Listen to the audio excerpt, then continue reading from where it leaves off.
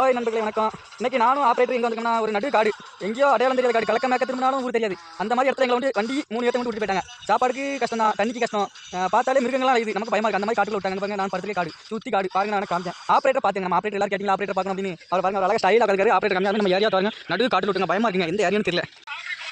பாருங்க நண்பர்களே, ஆப்ரேட்டரு அவர் காட்டுக்குள்ளே அவர் வெயில் எதுவும் பார்க்காம கஷ்டப்பட்டு ஓனருக்கு உழைச்சி கொடுக்காரு.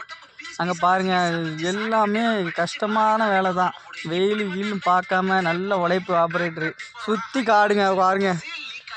எனக்கு தெரிஞ்சது வரை காமிக்கேன். குட்டிங்க தள்ளிட்டு இருக்கோம், முள் மரத்தை எல்லாத்தையும் பிடிச்சி தள்ளிட்டு இருக்கோம் பாருங்க. சுற்றி காடு இருந்தாலும் பார்க்காதவங்க பார்த்துக்காங்க. ஏன்னா வெளியில் இருக்கவங்கலாம் யாரும் பார்த்துருக்க மாட்டீங்க. இந்த முள் மரங்கிறது நிறையவங்க தெரியாமல் இருக்கும். இது வந்து எங்கள் ஊரில் முள் மரம்னு சொல்லுவோம்.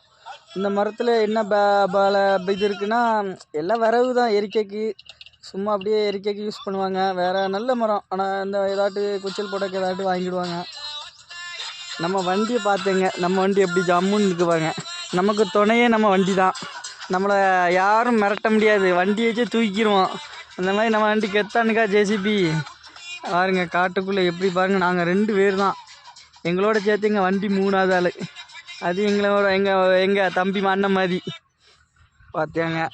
நம்ம சேனலுக்கு வந்து சப்ஸ்கிரைப் கொடுங்க, லைக் கொடுங்க, ஷேர் கொடுங்க. உங்களுக்கு வீடியோ என்ன தொடர்ந்து வரும். நம்ம ஒரே காட்டுக்குள்ளே தான் உழைச்சிட்டு கிடக்கோம், சரிங்களா? ரைட், பாய். அடுத்த வீடியோவில் பார்ப்போம்.